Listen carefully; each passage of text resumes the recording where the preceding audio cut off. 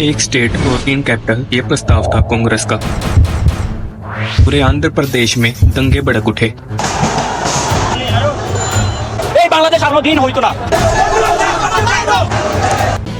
Police के द्वारा की गोलाबारी में 58 लोगों की जान चली गई। एक शहर जो कि पेरिस को टक्कर देने वाला था धीरे धीरे जंगल में तब्दील हो रहा था। स्टेट का करोड़ों का नुकसान हुआ। वर्ल्ड बैंक तक से मदद मांगनी पड़ी।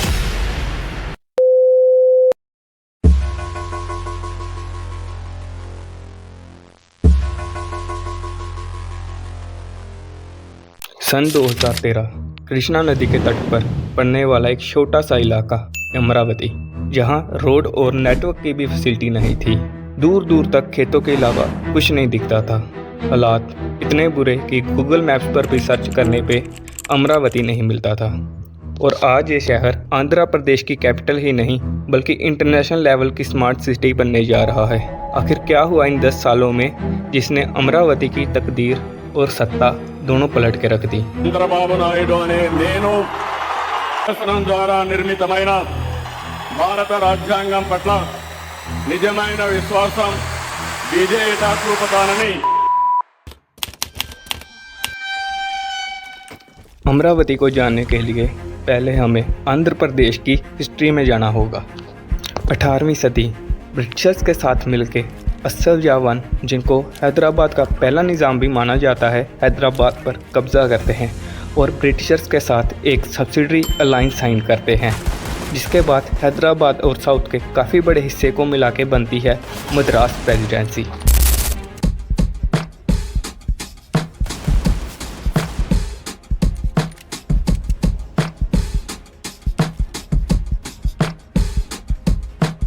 जिसके बाद मद्रास की पॉलिटिक्स काफ़ी स्टेबल रहती है जब तक 1947 में इंडिया को आज़ादी नहीं मिली। आज़ादी के बाद कई स्टेट्स को लैंग्वेज के बेसिस पे बांटे जाने लगा, जिसमें मद्रास का कुछ हिस्सा केरल, तमिलनाडु, कर्नाटक और काफ़ी बड़ा हिस्सा आंध्र प्रदेश को मिला। पर तभी तेलंगाना और आंध्र प्रदेश एक ही स्टेट हुआ करते थे। भले दोनों एक ही स्टेट हुआ करते थे, पर तेलंगाना के लोगों को काफ़ी डिस्क्रिमिनेशन झेलनी पड़ती थी। तेलंगाना का जीडीपी में कंट्रीब्यूशन ज़्यादा होने के बावजूद इंग्लिश स्पीकिंग पॉपुलेशन कम होने के कारण वहाँ लोगों को नौकरी नहीं मिलती थी। इसी कारण आज़ादी से पहले तेलंगाना में जॉब रिजर्वेशन हुआ करती थी, पर 1952 की भर्तियों में कोई रिजर्वेशन ना मिलने के कारण तेलंगाना के लोग भड़क उठे और प्रोटेस्ट करने लगे, जिसमें 4 स्टूडेंट्स को पुलिस की तरफ से गोली मार के मार दिया गया।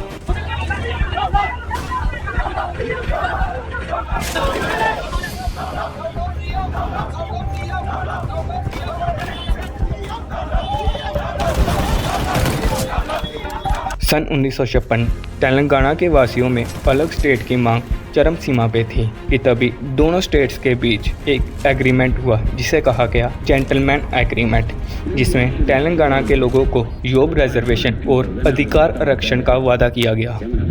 इस एग्रीमेंट के बदौलत दोनों स्टेट में समझौता हुआ और आंदोलन बंद हुए, जब तक 1969 में तेलंगाना के लोग फिर सड़कों पे आंदोलन करते नहीं दिखे।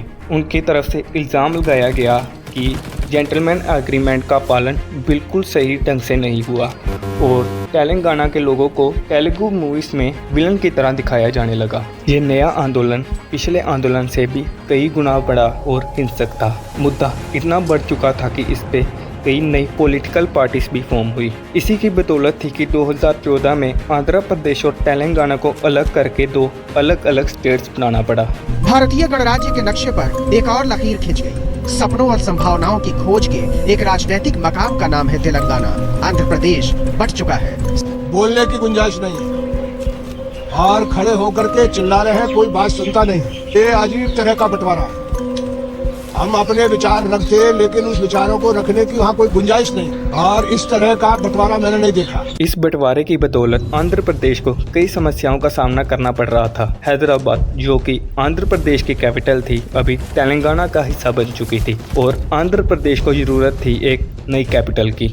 नई कैपिटल बनाने का सारा जिम्मा चंद्रबाबू नायडू के कंधों पे आया, जिन्होंने उसी साल 1,50,00,000 वोट और एनडीए अलायंस के साथ सत्ता हासिल की थी। नायडू जी का पॉलिटिकल करियर काफ़ी पुराना था और हैदराबाद की डेवलपमेंट में भी उनका काफ़ी बड़ा योगदान था, जिससे उन्हें अच्छे से पता था कि एक कैपिटल कैसे काम करती है। सत्ता में आते ही नायडू जी नई कैपिटल की खोज शुरू करवाते हैं। वैसे तो इन हालातों में स्टेट का सबसे डेवलप शहर ही कैपिटल बनता है, पर नायडू जी के दिमाग में और ही चल रहा था। तभी उनकी तरफ से गुंटूर डिस्ट्रिक्ट में एक काफ़ी बड़ा एरिया आइडेंटिफाई किया गया, जहां पे 2-3 बस्तियों के अलावा कई किलोमीटर तक खेत ही खेत थे। इस एरिया को सरकार ने नई कैपिटल का ओहदा देते हुए नाम रखा Amravati. Of its capital city at Amravati on October 22nd, spread over 54,000 acres. The new capital city will be built. Preparations are on in full swing for the foundation stone-laying ceremony of Andhra Pradesh's new capital, Amravati. Naidu ji नई capital की खोज में व्यस्त थे और इसी समय दौरान SCS स्पेशल कैटेगरी स्टेटस की मांग आंध्र प्रदेश में सुर्खियां बिटोर रही थी। ओपोजिशन के लीडर जगन मोहन रेड्डी भी ग्राउंड लेवल पे इस मांग को बढ़ावा देते हुए नजर आए। आखिर SCS स्टेटस होता क्या है? तो जिन स्टेट्स को SCS कैटेगरी में रखा जाता है उनको सेंट्रल ग्रोस बजट का 30% हिस्सा मिलता है। इसके अलावा सेंट्रल स्पॉन्सर स्कीम्स में 90% फंड भी सेंटर ही प्रोवाइड करता है और बाकी का 10% 0% इंटरेस्ट रेट पे मिलता है। इन स्टेट्स को इन्वेस्टमेंट बढ़ाने के लिए excise duty, custom duty, corporate tax और इनकम टैक्स से एक्सक्लूड कर दिया जाता है। इन्हीं बेनिफिट्स के कारण समय समय पर कई स्टेट्स इसकी मांग करती रहती है, पर SCS स्टेटस पाने की भी कुछ रिक्वायरमेंट्स होती है। जैसे अगर किसी स्टेट की पॉपुलेशन डेंसिटी कम होगी, फाइनेंस अनस्टेबल होंगे और लेस इंफ्रास्ट्रक्चर डेवलपमेंट होगी तो ही उस स्टेट को SCS का दर्जा मिलता है। हैदराबाद से अलग होने के बाद आंध्र प्रदेश का काफ़ी नुकसान हुआ और पर कैपिटा इनकम भी साउथ की स्टेट्स में से सबसे कम थी, जिसके कारण आंध्र प्रदेश के लोग SCS स्टेटस की मांग कर रहे थे। नायडू जी ने इस मुद्दे को काफ़ी हल्के में लिया, जिसका आगे चल के उनको काफ़ी नुकसान होता है। पर अभी के लिए जानते हैं एक शहर को डेवलप करने के लिए किस किस की ज़रूरत पड़ती है। देखिए, एक शहर को शुरू से बनाना कोई आसान काम नहीं होता। इसमें शहर की लेआउट बनाने से लेकर ज़मीन को खरीदना, बजट पास कराना और आम लोगों की सेटलमेंट तक करानी पड़ती है। लेआउट बनाने के लिए नायडू जी ने लंदन और सिंगापुर की फर्म्स की मदद ली। जो आप स्क्रीन पर देख सकते हैं, ये अमरावती का ही फाइनल नक्शा है। इसकी डिटेल्स आपको किसी भी वेबसाइट पर मिल जाएगी। Around 13 urban plazas representing the state district of Andhra Pradesh.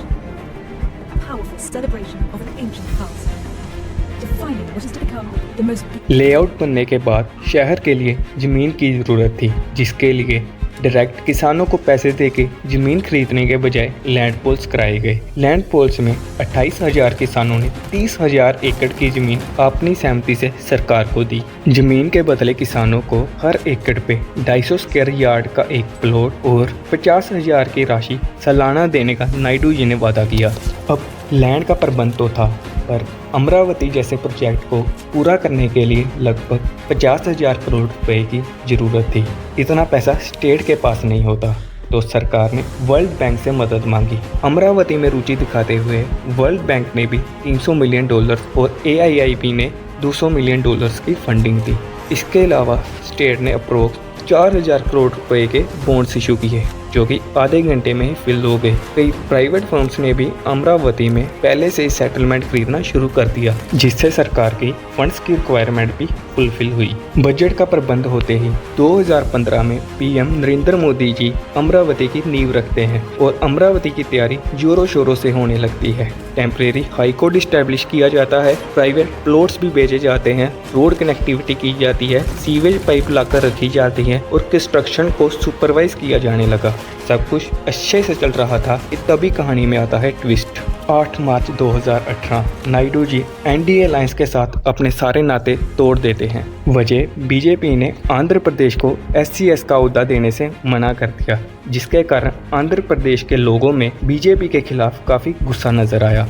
इसी की बदौलत थी कि रिज़ाइन करने के बाद भी 2019 के इलेक्शन में नायडू जी को हार का सामना करना पड़ा और YSRCP के जगन मोहन रेड्डी जी 50% वोटों से सरकार बनाते हैं। नई सरकार के साथ आए स्टेट कैपिटल के लिए नए विचार, 1 स्टेट और 3 कैपिटल, ये प्रस्ताव था रेड्डी जी का, जिसमें विशाखापट्टनम को एग्जीक्यूटिव कैपिटल, कुरनूल को जुडिशियल कैपिटल और अमरावती को लेजिस्लेटिव कैपिटल बनाने की बात की गई। अब एक स्टेट और 3 कैपिटल कैसे हो सकते हैं, पर इससे पहले भी साउथ अफ्रीका में इसी मॉडल के साथ सरकार चलती आ रही है।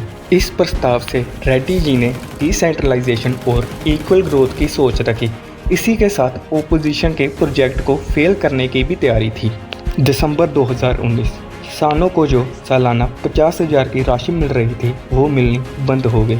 जुलाई 2019 वर्ल्ड बैंक ने जो $300 मिलियन की फंडिंग दी थी वो विड्रॉ कर ली। अमरावती में कंस्ट्रक्शन बंद, डेवलपमेंट बंद, किसानों को जमीन जाती हुई नजर आ रही थी कि तभी 18 दिसंबर 2019 पूरी अमरावती में हिंसक प्रोटेस्ट चालू हो गए। लोगों ने गाड़ियां तोड़ी, सड़कें जलाई, जो किया जा सकता था रोष जताने के लिए वो किया। ये आंदोलन की आग अमरावती से बढ़ के पूरे आंध्र प्रदेश में फैल गई। ओपोजिशन ने भी इस प्रस्ताव का जम के विरोध किया। विकिपीडिया की माने तो इन आंदोलन में कुल 58 लोगों को अपनी जान गंवानी पड़ी। इन दोनों पार्टियों के आपसी तनाव में आंध्र प्रदेश पिस रहा था। इस अन्याय को होता देख अमरावती के किसानों ने हाई कोर्ट में अर्जी लगाई, जिसका फैसला भी उनके हक में गया।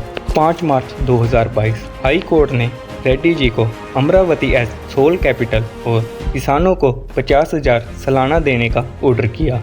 इसी के ऊपर अमरावती को एज कैपिटल डेवलप करने के लिए सिर्फ 6 महीने का समय दिया। इससे आंदोलन तो शांत हुए ही, पर किसानों में भी खुशी की लहर नजर आई। इतनी ही देर थी कि रेड्डी जी ने हाई कोर्ट का ऑर्डर मानने से भी मना कर दिया। मामला सुप्रीम कोर्ट पहुंचा, पर सुप्रीम कोर्ट के फैसले से किसान बिल्कुल खुश नहीं थे। एक तो 6 महीने के फैसले पर स्टे लगाई गई और सुनवाई के लिए भी सुप्रीम कोर्ट ने अगले साल की तारीख दी। लोग फिर भड़क उठे और सुप्रीम कोर्ट के खिलाफ जम के नारेबाजी हुई। इन लंबे लंबे आंदोलन और अमरावती की जद्दोजहद में स्टेट का करोड़ों का नुकसान हो रहा था। अमरावती जो कि एक स्मार्ट सिटी बनने जा रही थी, वो अब भूतिया शहर सी नजर आ रही थी। लंबी लंबी घास, आधी अधूरी बिल्डिंगें, सड़कों पे बड़े बड़े पाइप्स, बस यही नज़र आ रहा था सारी अमरावती में।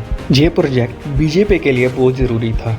यही मौका था बीजेपी के पास आंध्र प्रदेश में लंबे समय के लिए सत्ता हासिल करने का। इसीलिए उन्होंने नायडू जी के साथ समझौते करने शुरू किए। इसी के विरोध रेड्डी जी अपनी 3 कैपिटल की मांग से पीछे हटने के लिए राजी ही नहीं थे। इसी का परिणाम नजर आया 2024 की इलेक्शन में। सन 2024 इलेक्शन का साल। आंध्र प्रदेश के लोगों का गुस्सा उनकी वोट से साफ झलक रहा था। YSRCP जो कि 2019 में बहुमत के साथ जीती थी, उनको इस बार 175 में से सिर्फ 11 सीटें ही मिली। इसी के विरोध नायडू जी ने NDA के साथ अलायंस बनाकर पूरी 164 सीटों पर जीत हासिल की। किसानों का विश्वास नायडू जी की ओर साफ नजर आ रहा था और इस बार नायडू जी ने भी कोई गलती नहीं की। सत्ता में आते ही उन्होंने सबसे पहले बयान ही यही दिया कि अमरावती ही आंध्र प्रदेश की कैपिटल थी, है और हमेशा रहेगी। इसी के ऊपर उन्होंने अपनी शपथ भी अमरावती में ही आकर ली। इसी के कारण जो आंदोलन 2014 से कभी SCS और कभी अमरावती के लिए चलते आ रहे थे, फाइनली शांत हुए। आज के समय में अमरावती में जोरों शोरों से काम चल रहा है और यही आशा करते हैं कि भारत को अपनी अगली स्मार्ट सिटी जल्द ही मिलेगी।